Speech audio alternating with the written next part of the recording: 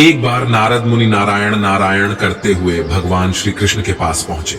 उन्होंने भगवान को प्रणाम करते हुए बोले, हे प्रभु, मुझे एक चिंता अंदर ही अंदर खाए जा रही है।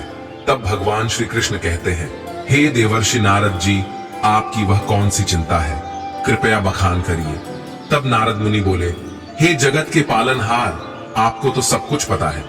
मेरी चिंता का कारण यह है कि स्त्री और पुरुष विशेष इन दो रचनाओं में सबसे ज्यादा सुंदर कौन है, पुरुष या स्त्री। मित्रों, भगवान श्री कृष्ण मुस्कुराते हुए कहते हैं, हे नारद जी, आप निश्चिंत रहिए। आपकी यह समस्या मैं अभी दूर कर देता हूं, लेकिन उसके लिए आपको एक कथा सुननी होगी। अगर आप इस कथा को पूरा सुन लेते हैं तो आपको आपके प्रश्न का उत्तर मिल जाएगा। तब नारद जी बोले, ठीक है प्रभु, मैं इस कथा को ध्यान से पूरा सुनूंगा। तब श्री कृष्ण बोले, जो इस कथा को पूरा सुनेगा, मैं उसके 10 अपराध माफ कर देता हूं। इतना कहकर भगवान श्री कृष्ण कथा को सुनाने लगते हैं। ये कथा आपके दिल और रूह को छू जाने वाली है। छोटे से गांव में एक उमेश नाम का लड़का रहता था। परमात्मा ने इसे बहुत ही सुंदर रूप से नवाजा था। वह अभी जवान ही था। जवानी की पहली सीढ़ी पर वह कदम रख चुका था। और यह तो आप जानते ही हैं कि यह अवस्था कितनी रौनकता भरी होती है। मन का भंवर सुंदर सुंदर फूलों पर बैठना चाहता है। उमेश को स्त्री ही संसार की सबसे सुंदर वस्तु लगती थी। सुंदर स्त्री को जाती देखकर उसका मन उसके बस में नहीं रहता था और वह अपना आपा खो बैठता था। उसके नजरों में सुंदर स्त्री ही संसार में कोमलता, मिठास और सजावट की प्रतिमूर्ति थी। जुबान पर स्त्रियों का नाम आते ही उसकी आंखें जगमगा उठती थीं, कान खड़े हो जाते थे, मानो ऐसा था जैसे किसी स्वाद लेने वाले रसिक ने कोई सुंदर गाना सुन लिया हो। उसने यहां तक एक सुंदर स्त्री की मन में ही कल्पना करके उसकी मूर्ति को अपने मन में बिठा लिया था। मित्रों, हर कुंवारे व्यक्ति का यह सपना रहता है कि उसकी होने वाली धर्मपत्नी बहुत सुंदर हो, उसका ऐसा रंग रूप हो, ऐसा यौवन हो।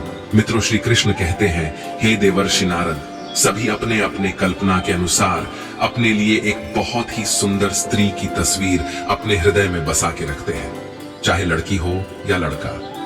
हर व्यक्ति अपने सपनों में एक सुंदर राजकुमार या राजकुमारी को सोच कर रखते हैं। मित्रों, कृष्ण कहते हैं, हे देवर्षि नारद, वैसे कल्पना में तो हर व्यक्ति सुंदर चीज ही सोचता है, चाहे स्वयं कितना ही कुरूप क्यों ना हो।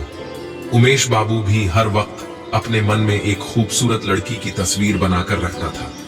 सोचता था कि मेरी होने वाली धर्मपत्नी बहुत सुंदर होगी। उसका कोमल बदन बिल्कुल फूलों की तरह ही होगा, कोयल जैसी बोली होगी, हिरनी जैसी आंखें होंगी, चांद की तरह उसका सुंदर मुख होगा। उसके पूरे शरीर का ढांचा एकदम मन को मोह कर देने वाला होगा। इस तरह वह अपनी जीवन संगिनी के बारे में कल्पना करते रहता था। मित्रों, धीरे धीरे वह वक्त भी आ गया। स्कूल शिक्षा पूरी हो गई और अब उनके लिए रिश्ते भी आने लगे।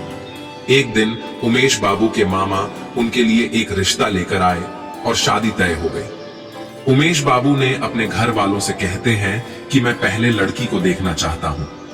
यदि मुझे लड़की पसंद होगी तभी मैं विवाह करने के लिए राजी हूंगा। तब उनके मामा ने कहा, बेटा, लड़की की तरफ से तुम बेफिक्र हो जाओ, लड़की हमने देखी हुई है। लड़की हकीकत में काफी ज्यादा सुंदर है। मामा के मुख से लड़की की प्रशंसा सुनकर उमेश बाबू को लगा, चलो, यदि अगर मामा कहते हैं तो लड़की जरूर खूबसूरत ही होगी। और फिर उमेश बाबू ने शादी के लिए हां बोल दिया। मित्रों, कृष्ण कहते हैं, हे देवर्षि नारद, जब विवाह का शुभ मुहूर्त आया तब उमेश बाबू बड़े धूमधाम से बारात लेकर आए और दुल्हन भी आभूषण से सजे मंडप पर आई। उमेश बाबू की नजरें दुल्हन की ओर थीं। उसे घूंघट में चेहरा तो दिखा नहीं, मगर हाथ पैर की उंगली दिखाई दे रही थी। मेहंदी से सजे हाथ पैर बहुत गोरे और सुंदर लग रहे थे। उसे देखकर उमेश बाबू अपने मन में फूले नहीं समा रहे थे। वह सोचने लगे कि जब दुल्हन की हाथ पैर की उंगलियां इतनी सुंदर हैं, तो दुल्हन कितनी सुंदर होगी।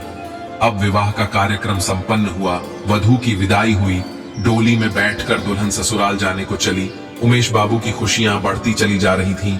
वह यह सोच रहे थे कि काश एक बार दुल्हन का चेहरा देखने को मिल जाता तो इच्छा पूरी हो जाती। चलते चलते रास्ते में कहारों ने जब पालकी रोकी और जलपान करने में लग गए, इतने में उमेश बाबू को मौका मिल गया। वह चुपके से पालकी के पास गया और जब दुल्हन अपना घूंघट हटाकर पालकी से बाहर झांक रही थी और तभी उमेश की निगाह दुल्हन के चेहरे को देखती है। चेहरा देखकर उमेश को ऐसा महसूस हुआ जैसे चोरों ने उनका सब कुछ लूट लिया हो। उमेश की दुल्हन सुंदर नहीं थी जितनी उसने कल्पना की थी। वह हर पल जिस रूप की कल्पना करते आ रहे थे वह उसके बिल्कुल विपरीत थी। बहुत मोटी थी, चिपटी नाक थी, फूले हुए गाल थे। वह एकदम देखने में कुरूप थी। रंग तो गोरा था पर छवि एकदम भयानक। मित्रों, दुल्हन का कुरूप चेहरा देखकर उमेश बाबू की सारी खुशी नष्ट हो गई। वह मन ही मन खुद को कोसने लगा। इसे भला मेरे ही गले पड़ना था, दुनिया में इसे और कोई नहीं मिला। मित्रों, श्री कृष्ण कहते हैं, हे देवेर्षि नारद, उमेश को अपने मामा पर बहुत गुस्सा आ रहा था, जिन्होंने लड़की की तारीफों के पुल बांधकर उसे शादी के लिए राजी किया था। सोचने लगा, अगर इस समय मामा यहाँ होता तो मैं उससे लड़ाई कर बैठता। अब तो विवाह हो चुका है, अब क्या हो सकता है। मेरे सारे अरमानों पर पानी फिर गया। इस क्रूप के साथ मैं कैसे रहूंगा, कैसे इसके साथ जीवन काटूंगा। इसे तो देखने से ही घृणा होती है। ऐसी भयानक रूप वाली स्त्रियां भी दुनिया में मौजूद हैं। मुझे तो आज पता चला, हे भगवान, क्या तुम्हें मेरे ही ऊपर यह संकट गिराना था। दुनिया में कितनी सुंदर सुंदर मुख वाली स्त्रियां हैं, लेकिन आप मेरे लिए इसी कुरूप को ढूंढ कर रखे थे। उमेश अपनी ही किस्मत को कोस रहा था। उमेश को ऐसा लग रहा था जैसे उसने विवाह नहीं किया, बल्कि जैसे नर्क में घुस गया हो। घर पहुंचकर उमेश ने अपनी पत्नी को खूब खरी खोटी सुनाई, मामा को खूब फटकारा, अपने माँ बाप से झगड़ने लगा। जब इतने पर भी गुस्सा शांत नहीं हुआ तो घर छोड़कर कहीं भागने का विचार बनाने लगा। उसे अपनी पत्नी पर गुस्सा भी आता और दया भी आता। इस बेचारी का क्या दोष है, इसने तो जबरदस्ती मुझसे विवाह नहीं किया, लेकिन यह दया भाव भी उनके मन से घृणा को नहीं हटा सका। वह जैसे ही अपनी पत्नी को देखता था उसका मन घृणा से भर जाता। पत्नी अपने पति को रिझाने के लिए नए नए काम करती थी, अच्छे से अच्छे कपड़े पहनती थी, तरह तरह से बालों को बांधती थी, घंटों शीशे के सामने खड़े होकर अपना श्रृंगार करती थी, लेकिन वह उमेश बाबू के मन में कोई परिवर्तन नहीं ला सकी। वह दिल से चाहती थी कि मैं पति को प्रसन्न करूं, उनकी सेवा करूं, उनके मन की घृणा को खत्म कर दूं। वह अपने पति को प्रसन्न करने के लिए मौका खोजती थी, लेकिन पति को उसके रूप रंग से इतनी नफरत थी कि वह हमेशा अपनी पत्नी के नजरों से बच के घूमते थे। और अगर कभी आमना सामना हो भी जाता तो उमेश के मुंह से ऐसी जली कटी बातें निकलती थी कि वह बेचारी रोती हुई चली जाती। मित्रों, श्री कृष्ण कहते हैं, हे देवर्षि नारद, एक लड़की अपने सभी सगे संबंधियों को छोड़कर अपने पति के घर आती है, और यदि वह भी पत्नी को भाव ना दे तो उस बेचारी का मन कैसे लगेगा, कैसे वह अकेले अपना जीवन काटेगी। यही हाल उमेश बाबू की पत्नी का था। वह अपने आप को दर्पण में देखकर खूब रोती थी। वह अपने मन की बात भी कहे तो किसे कहती, हमेशा अपने आप को कोसती थी। उधर उमेश 8-8 दिन तक घर पर नहीं आता था। मित्रों, जब उमेश बाबू दूसरी स्त्रियों को देखता तो उसका मन अंदर ही अंदर रोने लगता था। मित्रों, श्री कृष्ण कहते हैं, हे देवेर्षि नारद, वो इस परिस्थितियों में अपना मन लगाने लगा। वह यह भूल जाना चाहता था कि उसका विवाह हो चुका है। उधर बेचारी उसकी मासूम सी पत्नी घर में बैठी अपने पति के दर्शन के लिए तरसती थी, लेकिन उमेश ने घर पर आना ही छोड़ रखा था। वह पूरे दिन अपने मित्रों के साथ मजे में रहता था। उसकी पत्नी जब कभी घर से बाहर अपने पति को खिड़की से देखती थी तो वह तड़प कर रह जाती। एक दिन उमेश बाबू जब खाना खाने घर पर आए तो उसकी पत्नी ने पूछा, अजी, अब तो आपके दर्शन भी नहीं होते, मेरी वजह से आपने तो घर आना भी छोड़ दिया। उमेश ने मुंह घुमाकर उत्तर दिया, क्या बताऊं, नौकरी की तलाश में इधर उधर भागना पड़ता है, इसलिए घर पर नहीं आ पाता हूं। पत्नी बोली, मैं जानती हूं आप घर पर क्यों नहीं आते हो, आपको मेरा चेहरा बिल्कुल पसंद नहीं है। आप एक काम क्यों नहीं करते, आप किसी डॉक्टर से मेरी सूरत क्यों नहीं बनवा देते, मैंने सुना है डॉक्टर चेहरा बदल देते हैं। पति ने कहा, क्यों, तुम व्यर्थ की बकवास कर रही हो, जो काम भगवान नहीं कर सका वह मनुष्य क्या करेगा। पत्नी ने बड़ा सुंदर जवाब दिया, अच्छा, ये बात आपको सोचनी चाहिए कि भगवान की गलती की सजा मुझे क्यों दे रहे हो। आपने मुझे दूध से मक्खी की तरह निकालकर दूर फेंक दिया है। संसार में न जाने कितनी ही कुरूप लड़कियां होंगी, फिर भी उसे कुंवारी नहीं बैठाया जाता, उसका भी कहीं ना कहीं विवाह हो ही जाता है।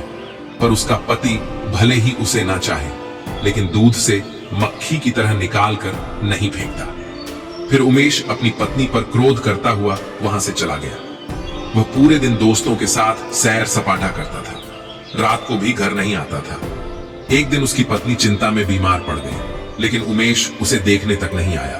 वह यह चाहता था कि काश यह मर जाती तो अच्छा रहता, कम से कम गले की आफत तो टल जाती, फिर कहीं अच्छी सी खूबसूरत और प्यारी लड़की देखकर अपनी पसंद का विवाह कर लूंगा। इस तरह से उमेश अपनी पत्नी से दूर रहने लगा था। उमेश वासनाओं की जाल में उलझ गया, धन की बर्बादी करने लगा, सुंदर युवतियों में अपने मन को लगाने लगा, विषय भोगों में लिप्त होकर धन बल और बुद्धि को नष्ट करने लगा।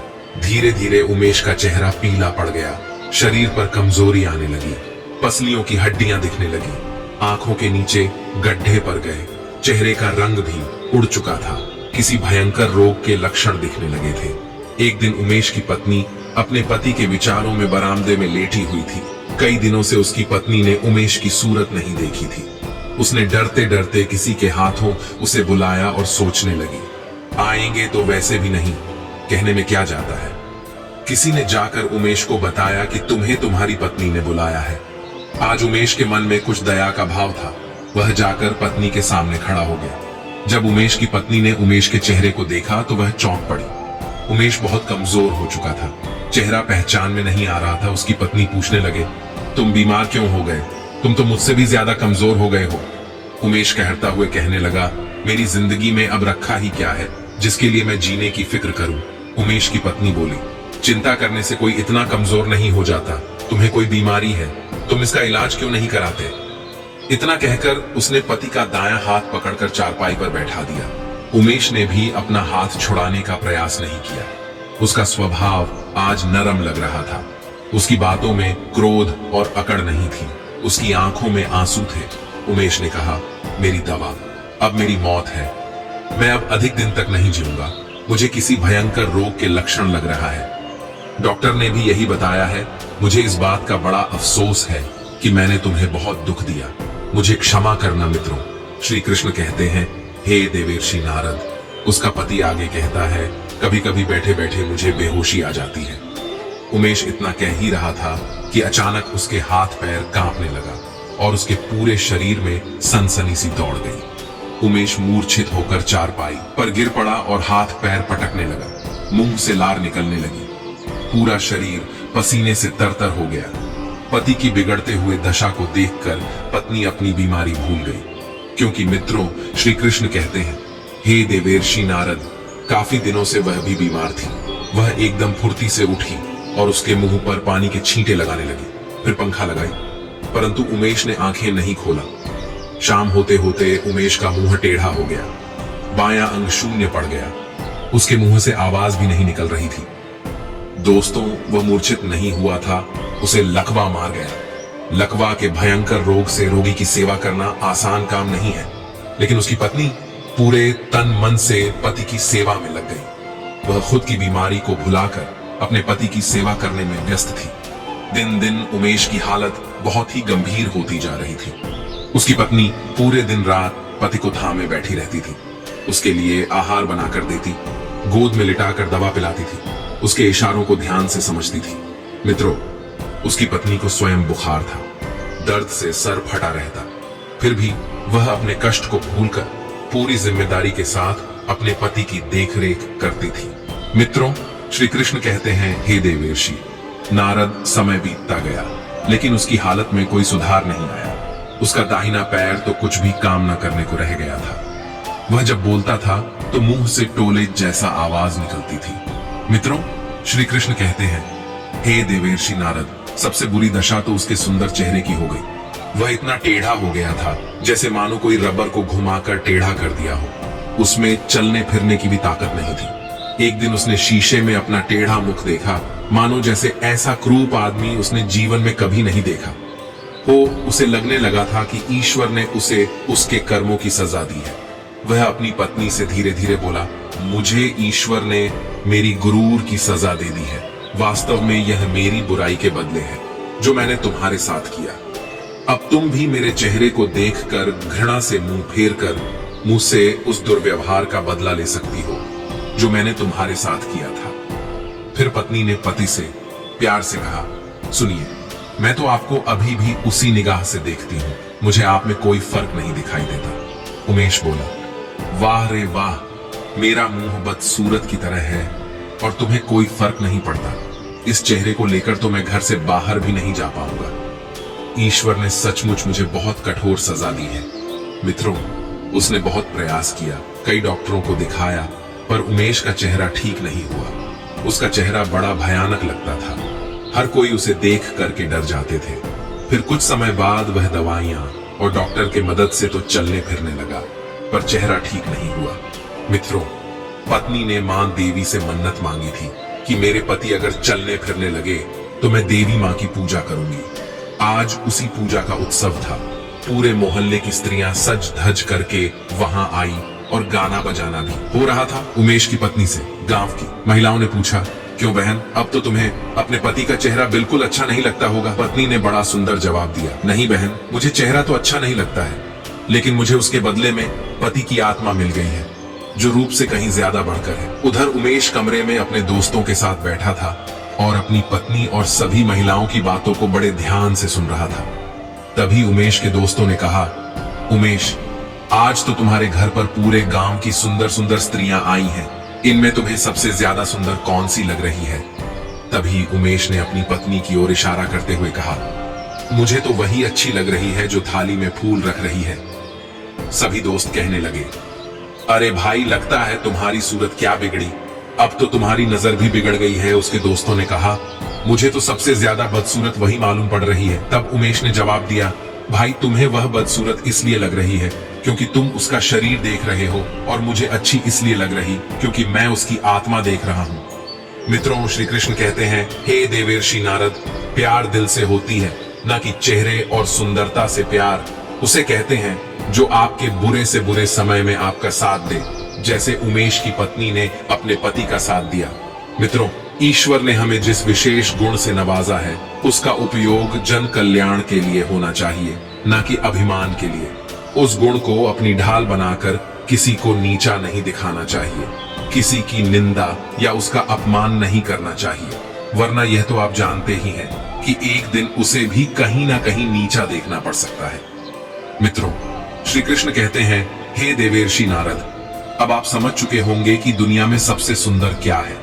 तब देवर्षि नारद बोले, ही प्रभु, आपकी आश्रम अनुकंपा से मैं समझ गया हूं कि प्रेम के अलावा दुनिया में सबसे सुंदर और कोई चीज नहीं है। दोस्तों, मैं उम्मीद करता हूं यह कथा आपको जरूर पसंद आई होगी। मित्रों, यदि आपको यह वीडियो पसंद आई हो तो प्लीज आप इस चैनल को सब्सक्राइब अवश्य करें, वीडियो को लाइक करें और दोस्तों, सच्ची श्रद्धा से कमेंट में जरूर लिखें, जय श्री राम, जय हनुमान। साथ ही देवों के देव हर हर महादेव सदैव आप पर अपनी कृपा बनाए रखे। प्रिय मित्रों, वीडियो को अंत तक देखने के लिए धन्यवाद। जय श्री कृष्णा।